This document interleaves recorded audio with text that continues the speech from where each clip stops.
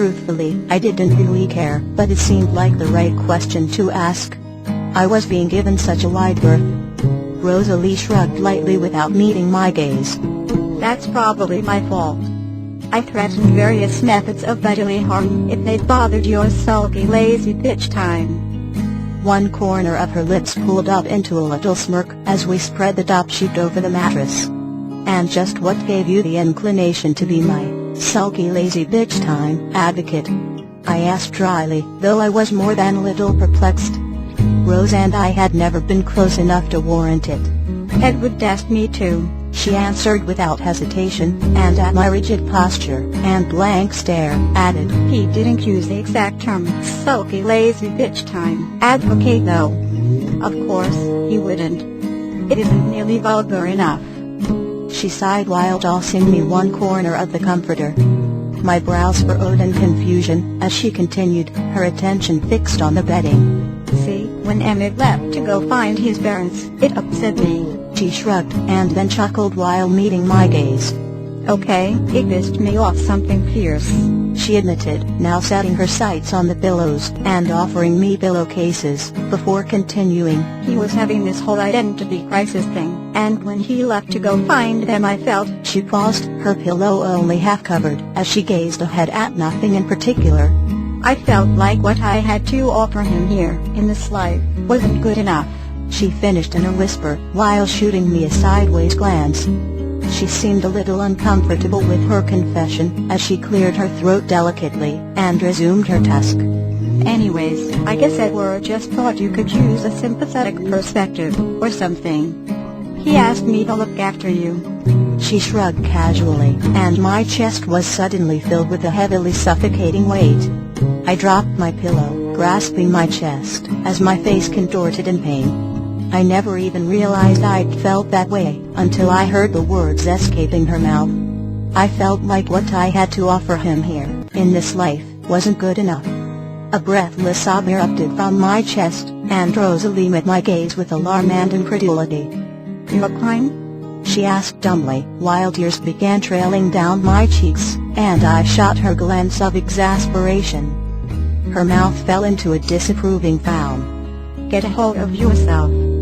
I'm sure it's not as bad as it seems." She crossed her arms over her chest, and regarded me uncertainly, as if she was unsure of how to deal with my visible emotions. I suddenly had the most overwhelming urge to just talk about everything. Edward was the only person I ever really talked to, but even with him there were things I couldn't say. It occurred to me that I had never really been entirely open and candid to anyone at all. It was like this huge floodgate was shuttering and creaking under the strain of it all, just waiting for the chance to burst and drown the nearest bystander. It wasn't so much that I felt like Rosalie was the best candidate to hear it, or sympathize. Truthfully, she was just there and convenient. I started with the most pressing thing first. "I'm terrified for him," I admitted, and that was the truth.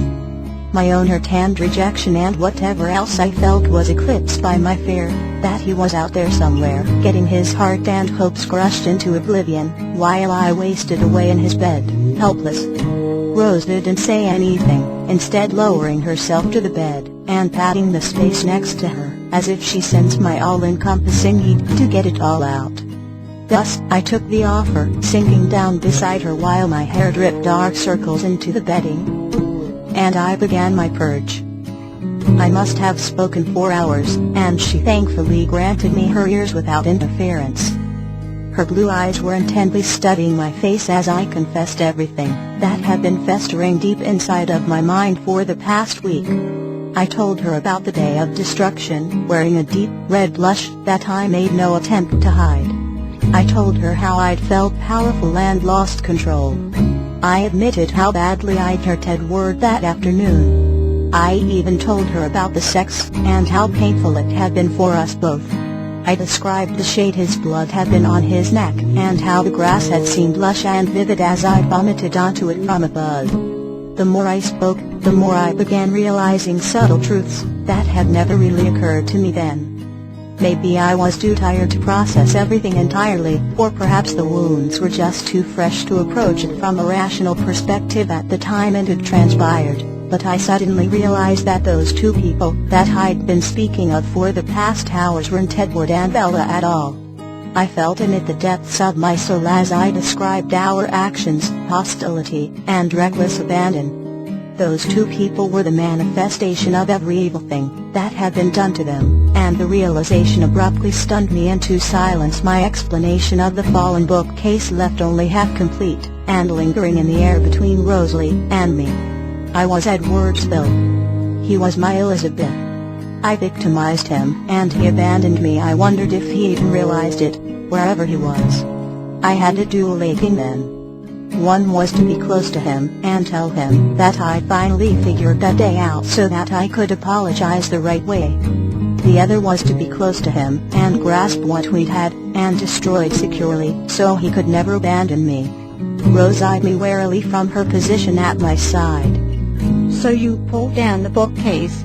She spoke for the first time in as many hours, but I snapped my mouth closed. That conversation had served its purpose, and I had better insight now. Even though I had no way of contacting Edward to finally explain myself, I felt marginally comforted by the fact that I'd have this knowledge when he returned. All I had to do was make it until he came home. I smiled at Rose and stood from the bed. I pulled down the bookcase, but look at it now. I nodded in its direction, where it stood proud and unaltered. It hadn't been conquered for long, and I had finished binging and purging. Edward's point of view. The Volvo smelled really fucking awful. My nose scrunched up, and I began eyeing the back seat for the source of the offensive odor.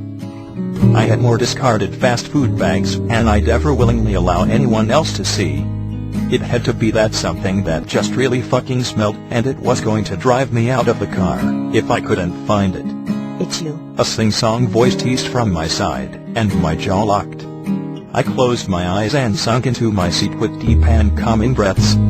She's not here. I chanted over and over in my mind, and when my eyes opened, they were gazing right into Bella's.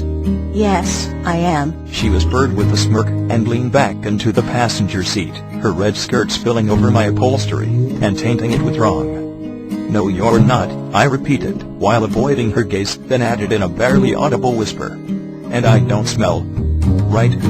That was going to make a shitty impression, if any impressions were made today, that is. She snorted, and I successfully resisted the urge to stare at her legs, or lean in, and smell her curly hair. Fucking imposter. The first time she appeared in my passenger seat, I'd been driving and I'd nearly wrapped the Volvo around a fucking telephone pole. Now, she just decides to spring up out of nowhere sporadically.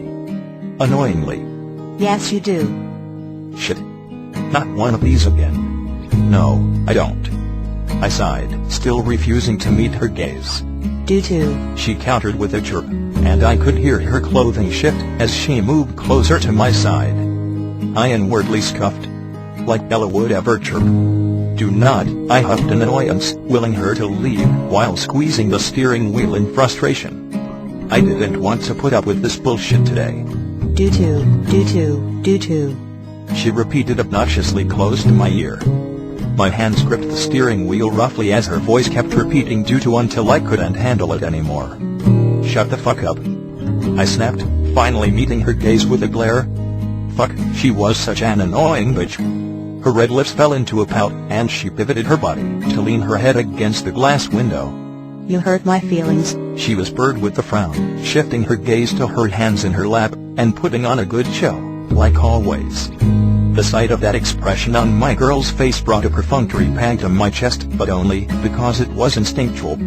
I had to remind myself that this wasn't Bella. She had no feelings to hurt. I rolled my eyes and shifted my gaze back to the building. You know, this is a bad time for me come back when I'm in the general vicinity of something sharp so I can gauge my fucking eyes out, I replied absently as my eyes scanned the street one more time. The sun had just risen, and the sky was bathed in soft hues of orange and pink. Springtime in Chicago. Edward. She hissed disapprovingly while propping her foot up on my dash. I sneered sideways in annoyance, and it seemed to please her. Must you be so cruel to your own psyche? She smirked knowingly as I struggled to ignore her presence. It was like I was getting crazier by the second. I mean, she just kept coming back. So much for my Adderall theory. After I'd finally left the Forks boundary line, I pulled over and slept for hours upon hours inside the Volvo. I couldn't continue traveling in such an incoherent state. I just knew I had to leave Forks first, because if I hadn't left at that exact moment, I'd never have been able to. That round of sleep had gotten me to Chicago safely, and since I'd arrived, I'd been fending it off so well that I'd become rather proud of my control. Of course, eluding sleep had its pitfalls. Most notably her. We're not crazy. She defended indignantly while retreating her shunned foot. Crazy people don't know they're crazy. It's what makes them so damn crazy, she explained, and from my periphery I could see her lifting her hair, sweeping it away from her face. Stop being all. She trailed off in thought, while bunching up her curls and letting them drop in cascades down her shoulders. Boy, interrupted. She abruptly snorted and giggled while I rolled my eyes at the display. She always spent more time talking to herself than me. Oh, wait a minute. I do that too, don't I? I am so fucking fucked up.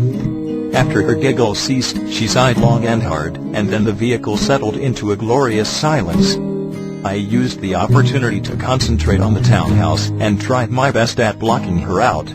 It was the best I could hope for in these situations, and I really had to keep my head today. Today was the day I was going to just fucking do it. No more excuses.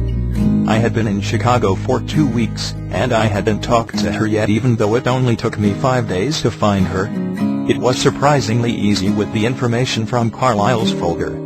She had lived in the same old townhouse for 3 years now.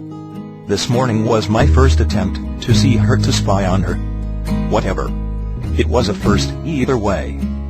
I couldn't see any cars parked on the curb, and I'd spent the majority of the night scrutinizing the exterior face of her home.